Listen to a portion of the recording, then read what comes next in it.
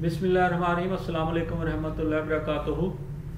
Seasonal influenza या मौसमी नज़ला ज़ुकाम एक वायरल इन्फेक्शन है जो H1N1 वायरस की वजह से फैलता है। और ये वायरस ख़ास तौर पे जो लोग क़ुव्वत मुदाफ़ियत में कमज़ोर होते हैं उनको अफेक्ट करता है। बूढ़े अफराद, बच्चे, प्रेगनेंट ख़वातीन या वो अफराद जो किसी बीमारी में मुब्तला हैं, शुगर में और ख़ास तौर पे सांस की प्रॉब्लम में मुब्तला हैं, उनको अफेक्ट करता है।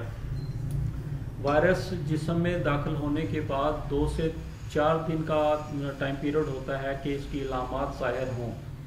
और अलामात जो सी हैं वो डिपेंड करता है इस बात पे भी कि क़ुव्वत मुदाफ़ियत कैसी है। उस पर की क़ुव्वत मुदाफ़ियत अगर कमज़ोर है तो टाइम पीरियड कम भी हो सकता है, अगर क़ुव्वत मुदाफ़ियत मजबूत है तो टाइम पीरियड में इजाफा भी हो सकता है।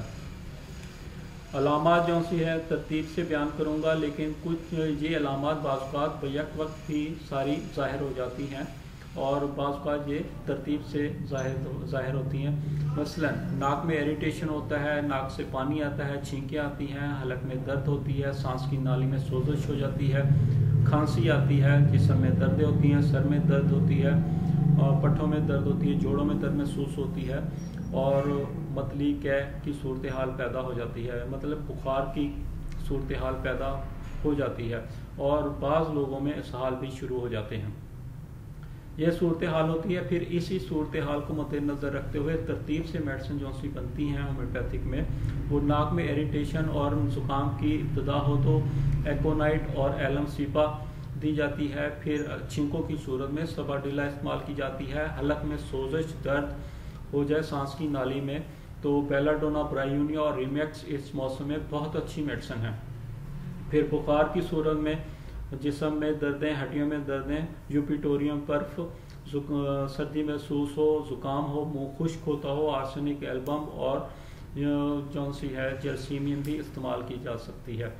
ये जनरल मेडिसिन हैं, लेकिन सबसे बेहतर ये है कि मरीज़ की मजमूई अलामात और मुकम्मल शख्सियत को मद्देनज़र रखते हुए मेडिसिन सेलेक्ट की जाए और फार्मूला बना के वो अप्लाई किया जाए। सबसे बेहतर ट्रीटमेंट ये है।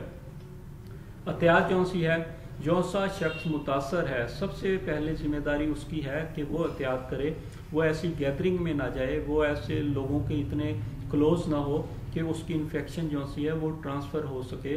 मैंने बताया कि रतूबात, नाक की और मुंह की रतूबात में ये वायरस पाया जाता है। छींकने में एहतियात बरते, खांसने में एहतियात बरते और टिशू का, कपड़े का इस्तेमाल करें, रुमाल का, और हाथ जो से उसके गंदे हुए हैं खांसने से या छींकने से वो किसी को ना मिलाए। जो से लोग हैं वो नहीं जानते इस शख्स में इन्फेक्शन है, लेकिन जिसको इन्फेक्शन है, प्रॉब्लम है, नज़ला, ज़ुकाम, खांसी है, उसको मालूम है मुझे ये प्रॉब्लम है, उसकी ज़्यादा जिम्मेदारी बनती है कि वो एहतियात करे। लेकिन दूसरे जो से अफराद हैं उनको भी नोटिस करना चाहिए और उनको भी एहतियात करनी चाहिए इस चीज़ों से। मेन जो सा इसका फैलने का ज़रिया है वो यही नाक और मुँह की रतूबात हैं। और फिर आखिर में मैं एक एडवाइस करूँगा कि जो शख्स मुतासर हो चुके हैं वो ख़ास तौर पे, और जो से मुतासर नहीं है वो अमूमी तौर पे गर्म पानी का बकसरत इस्तेमाल करें। नहाने धोने में, हाथ धोने में, मुंह धोने में, नाक साफ़ करने में, कुल्ली करने में, गरारे करने में गर्म पानी का इस्तेमाल रखें। और पीने के लिए भी गर्म पानी का ही इस्तेमाल करें, ठंडा पानी इस्तेमाल ना करें, इससे बहुत फ़ायदा होता है।